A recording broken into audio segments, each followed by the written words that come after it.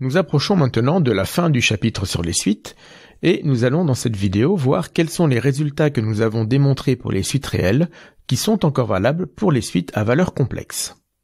Tout d'abord, nous allons commencer par donner la définition de suite complexe convergente. Pour cela, nous allons nous ramener à une suite réelle. Si nous prenons UN une suite complexe et petit l un complexe, nous pouvons introduire le module de UN-L, qui est une suite réelle. Si je prends la suite des modules de UN-L quand petit n parcourt grand N, eh bien cette suite est bien une suite réelle. Nous savons donc ce que cela signifie que cette suite tend vers 0. Eh bien nous allons dire que la suite UN complexe converge vers L si le module de UN-L tend vers 0. Deux remarques à faire suite à cette définition. Premièrement, si l'on a envie, nous pouvons toujours revenir à une définition avec des epsilon. Ici, UN tend vers L est équivalent à dire que pour tout epsilon appartenant à R plus étoile, il existe un rang N0, à partir duquel nous avons la chose suivante. Le module, alors c'est une application, pardon, le module de UN moins petit l est inférieur ou égal à epsilon. Donc on reconnaît ici la phrase habituelle qui nous a servi de définition pour la limite d'une suite réelle. Nous aurions pu également prendre cette phrase comme définition de la limite d'une suite complexe, mais la définition que nous avons donnée est encore plus concise et plus simple. Deuxième remarque, il n'existe pas de notion de limite infinie pour des suites complexes. Donc nous pouvons uniquement dire que le module d'une suite complexe tend vers plus infini, mais une suite complexe n'a pas de limite infinie. Ainsi, nous pouvons dire que si UN est une suite complexe, eh bien UN converge si et seulement si elle a une limite. Ce qui n'est pas du tout le cas pour les suites réelles, puisque une suite qui a une limite peut très bien avoir une limite infinie, et donc la suite ne convergerait pas pour une suite réelle. Mais ici, donc j'insiste, si UN est complexe, nous avons ce résultat.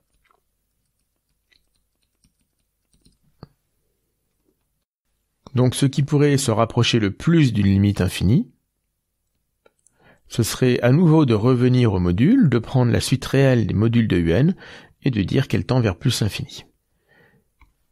Mais cela ne s'appelle tout de même pas dire que la suite complexe UN a une limite infinie. C'est juste son module qui tend vers plus infini. Le premier résultat important est la proposition suivante. Nous allons caractériser qu'une suite converge vers une limite complexe en nous ramenant à deux suites réelles. En effet, la proposition dit la chose suivante, la suite complexe UN converge vers petit l, si et seulement si la suite réelle des parties réelles de UN converge vers la partie réelle de petit l, et la partie imaginaire de UN converge vers la partie imaginaire de L. Et donc ici, ces deux suites sont des suites réelles. C'est souvent cette proposition qui nous permet de calculer la limite d'une suite complexe. Par exemple, si je prends la suite UN égale à 1 sur n plus i arctangente de n. Eh bien, la partie réelle de UN est égale à 1 sur n, et nous savons que cette suite réelle converge vers 0. Et la partie imaginaire de UN est égale à arctangente de n, et là encore, nous savons que cette suite réelle converge vers pi sur 2. Donc, la suite UN a bien une limite complexe, qui est égale à i pi sur 2. Pour ce qui est de la démonstration, pour la première implication, si nous supposons que la suite UN converge vers L, eh bien nous allons utiliser que la partie réelle d'un module, en valeur absolue, est toujours inférieure ou égale à son module. C'est-à-dire que pour tout n appartenant à n, nous pouvons dire que le module, la valeur absolue, de la partie réelle de UN moins la partie réelle de petit l, est inférieure au module de UN moins L. Évidemment, cette valeur absolue est positive, donc par encadrement, en utilisant le théorème des gendarmes, que nous pouvons bien utiliser ici, puisque nous n'avons que des suites réelles. Le module de UN-L est une suite réelle, qui tend vers 0, et ici nous avons une suite réelle. Cette suite réelle, partie réelle de UN moins partie réelle de L, tend donc vers 0, et nous avons vu dans la partie sur les suites réelles, que cela revenait à dire que la partie réelle de UN tendait bien vers la partie réelle de L. Évidemment, nous faisons exactement la même chose avec la partie imaginaire. Pour la réciproque, supposons que la partie réelle de UN converge vers la partie réelle de L et que la partie imaginaire de UN converge vers la partie imaginaire de L. Nous allons utiliser les résultats d'opération sur les suites réelles. Le module de UN moins L au carré, eh bien cela est égal à la partie réelle de UN moins la partie réelle de L, le tout au carré, plus la même chose avec les parties imaginaires. Or, par hypothèse, ce terme ici tend vers 0, et celui-ci aussi. Donc tout cela tend vers 0. Nous avons une suite réelle positive qui tend vers 0, donc en revenant en passant par la racine carrée, en composant par la racine carrée, nous obtenons bien que UN-L tend vers 0, et cela c'est la définition de UN tend vers L, ce qui prouve bien notre proposition. Nous nous posons donc la question suivante, quels sont les résultats sur les suites réelles qui se généralisent aux suites complexes? De manière générale, il s'agit de tous les résultats qui n'utilisent pas de relation d'inégalité. Ainsi, nous pouvons démontrer pour des suites complexes l'unicité de la limite, le théorème d'unicité de la limite, ainsi que tous les résultats d'opérations sur les limites, du style si U et V sont deux suites convergentes complexes, alors leur somme converge vers la somme de leurs limites, et ainsi de suite, ainsi que toutes les définitions et résultats immédiats sur les suites extraites. À titre d'exemple, démontrons que si nous avons une suite complexe UN qui tend vers L et une suite complexe VN qui tend vers L', donc ici tout cela ce sont bien des complexes, démontrons que la suite UN fois VN tend vers L fois L'. Donc nous allons décomposer UN-VN dans son écriture algébrique, nous allons écrire d'une part sa partie réelle et d'autre part sa partie imaginaire. Donc nous avons que la partie réelle d'un produit c'est le produit des parties réelles moins le produit des parties imaginaires.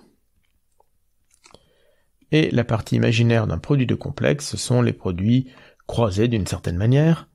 La partie réelle de UN fois la partie imaginaire de VN, plus la partie imaginaire de UN fois la partie réelle de VN.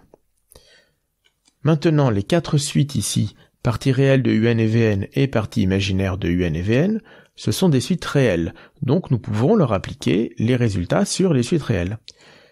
Puisque nous avons supposé que UN tend vers L, eh bien la partie réelle de UN tend vers la partie réelle de N, la partie réelle de VN tend vers la partie réelle de L', et donc le produit de ces deux suites réelles tend bien vers le produit des deux limites, par opération sur les limites de suites réelles. Pareil avec les parties imaginaires. Et bien sûr, nous avons encore la même chose pour tout ce qui vient en facteur de i.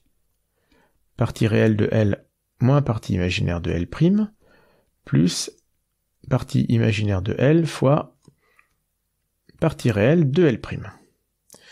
Or, la dernière quantité que nous avons là est bien égale à L fois L'. La partie réelle de L fois L', c'est bien la première ligne ici de cette limite, et sa partie imaginaire, c'est bien la deuxième ligne, qui est un facteur de i. Nous avons donc bien redémontré ce résultat pour des suites complexes. Donc tous les résultats qui sont mentionnés dans la section oui en bas à gauche de la page de gauche, eh bien peuvent se démontrer de cette manière-là. À chaque fois, quand nous avons une suite qui tend vers un complexe, nous repassons à la partie réelle et à la partie imaginaire, nous nous ramenons à des suites réelles et sur ces suites réelles, nous pouvons utiliser les résultats déjà connus qui vont permettre de transmettre ces résultats aux suites complexes. Par contre, donc, tous les résultats qui utilisent la relation d'ordre inférieur ou égal ne vont pas se transmettre aux complexes puisqu'il n'y a pas de relation d'ordre dite naturelle sur les complexes. Alors cela concerne tous les résultats de limites et d'inégalités. Donc il y en avait un certain nombre. En particulier, cela concerne aussi tous les théorèmes de minoration, majoration et encadrement, qui n'ont pas d'équivalent complexe à une petite exception près que nous allons voir juste après.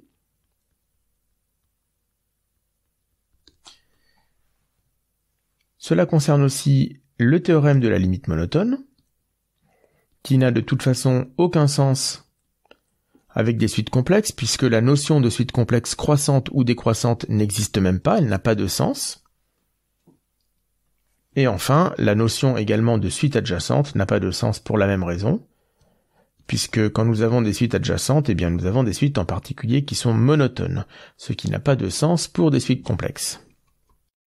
Alors cependant, il existe quelques résultats sur les suites réelles qui utilisent une inégalité et qui vont tout de même se généraliser aux suites complexes. Ce sont les résultats qui parlent de suites bornées. Donc quand on parle de suite réelle bornée, il y a évidemment une inégalité. Eh bien nous pouvons tout de même définir ce qu'est une suite complexe bornée. Donc si la suite UN est complexe, on dit qu'elle est bornée, si et seulement si son module est une suite bornée. On dit que la suite UN est bornée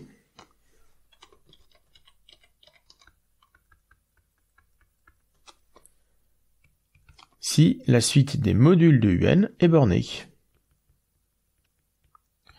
Ce qui revient à dire la chose suivante, il existe un réel grand M, tel que pour tout n dans petit n, le module de UN est plus petit que grand M. Donc cette dernière ligne définirait ce qu'est une suite réelle bornée lorsque nous prenons une valeur absolue, et bien à nouveau en remplaçant la valeur absolue par un module, nous avons la définition de suite complexe bornée. Cela nous permet d'énoncer la propriété suivante qui est vraie pour des suites réelles et qui va encore être vraie pour des suites complexes. Toute suite complexe convergente est bornée, et donc de manière générale, toute suite convergente est bornée. La démonstration peut se faire de la manière suivante. Soit UN une suite complexe qui converge. Donc cela signifie, si nous revenons là encore à la décomposition en parties réelles et parties imaginaires, que la suite des parties réelles de UN ainsi que la suite des parties imaginaires de UN, toutes les deux convergent. Donc elles sont bornées, puisque nous connaissons déjà ce résultat pour des suites réelles. Donc nous pouvons écrire par exemple que pour tout n dans n, alors je vais d'abord introduire les... Nous allons donner des noms majorants, donc soit M1 et M2 dans R, tel que pour tout n dans n, nous avons module, plutôt valeur absolue de la partie réelle de UN plus petit que M1, et valeur absolue de la partie imaginaire de UN plus petit que M2. Donc si nous faisons la somme des deux carrés, eh bien nous obtenons que le module de UN au carré est inférieur ou égal à M1 au carré plus M2 au carré, et donc le module de UN est inférieur ou égal à racine de M1 au carré plus M2 au carré. Donc la suite UN est bien bornée.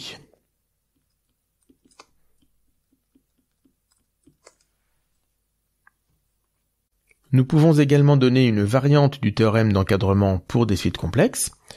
Si UN est une suite complexe et que son module est encadré par 0 et une suite Vn qui tend vers 0, une suite réelle Vn, alors nous pouvons appliquer à cet encadrement le théorème des gendarmes pour des suites réelles. La suite des modules de UN tend vers 0, et cela revient à dire que UN tend vers 0 en revenant à la définition. Pour terminer, nous allons voir que le théorème de Bolzano-Weierstrass, lui aussi, reste vrai avec des suites complexes sans même changer sa formulation. En effet, de toute suite bornée, on peut extraire une sous-suite convergente. Ce résultat, nous l'avons montré pour des suites réelles, et bien il est vrai aussi pour des suites complexes.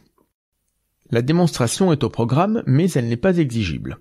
Elle fournit tout de même un exercice assez intéressant sur les suites extraites. Considérons donc une suite complexe UN qui est bornée. Alors pour commencer, nous pouvons dire qu'une sous-suite de UN, c'est une suite de la forme U indice phi de n, quand petit n parcourt grand N, donc cela c'est exactement la même chose que pour des suites réelles, mais nous pouvons la décomposer en sa partie réelle, plus i fois la suite des parties imaginaires. Et il faut bien voir que nous avons la même fonction extractrice phi de n, aussi bien pour la partie réelle que pour la partie imaginaire. Donc, c'est un point qui va être important dans la suite. Attention, si je considère une suite partie réelle de u phi de n plus i fois la partie imaginaire de u psi de n avec une fonction psi qui n'est pas égale à la fonction phi, Alors cette suite-là n'est pas une sous-suite. Donc si nous prenons bien phi différente de psi, eh bien cette suite-là n'est pas une sous-suite de u phi de n. De un, pardon.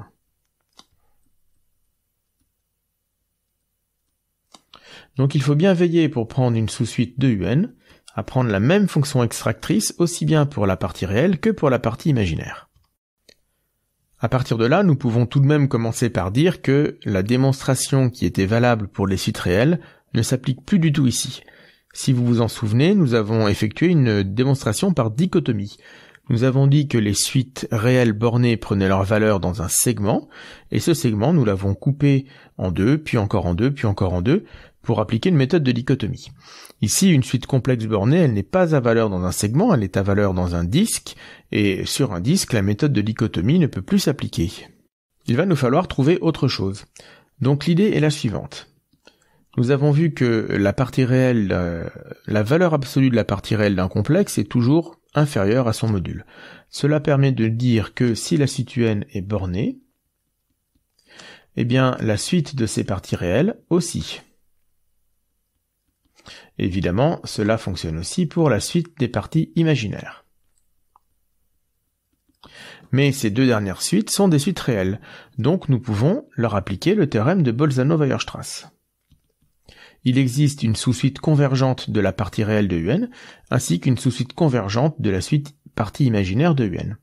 Donc il existe une extractrice phi, telle que la suite des parties réelles de U phi de n, converge.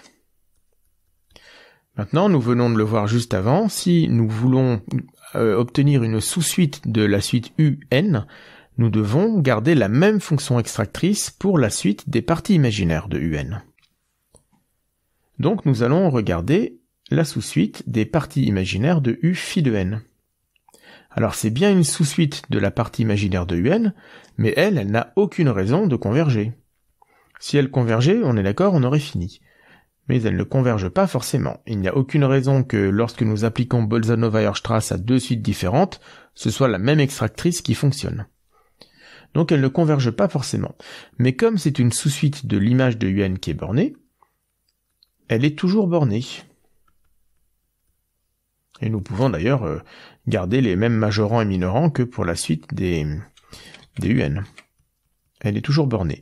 Donc nous pouvons lui réappliquer Bolzano-Weierstrass. Bolzano-Weierstrass une seconde fois. Il existe une extractrice phi, telle que la sous-suite de im des parties imaginaires de U phi de n avec l'extractrice phi converge. Donc souvenez-vous que ça n'est pas psi rond phi de n. Une sous-suite de U phi de n, c'est U indice phi rond psi de n. Et cette sous-suite, maintenant, elle converge. Or, si, là encore, nous reprenons la sous-suite des parties réelles de U phi de n avec cette même extractrice phi, nous obtenons la sous-suite des parties réelles de U indice phi rond psi de n. C'est une sous-suite de la suite des parties réelles de U phi de n. Or, nous avons vu que cette suite-là converge, donc toutes les sous-suites convergent aussi. Donc elles convergent. Donc nous nous retrouvons avec la partie réelle des U phi rond psi de n qui convergent, et la partie imaginaire aussi. Et ces deux sous-suites sont des sous-suites des parties réelles et imaginaires, mais avec les mêmes fonctions extractrices. Donc la suite des U phi rond psi de n converge. Et nous avons démontré le théorème de Bolzano-Weierstrass dans le cas complexe. Ceci achève cette vidéo sur les suites complexes. S'il faut retenir les grandes lignes de ce que nous avons dit ici, c'est que tous les résultats sur les suites réelles qui n'utilisent pas d'inégalité sont encore valables pour les suites complexes, et les résultats qui utilisent des inégalités s'il ne s'agit que d'histoires de suites bornées, alors en général elles vont aussi se généraliser aux suites complexes.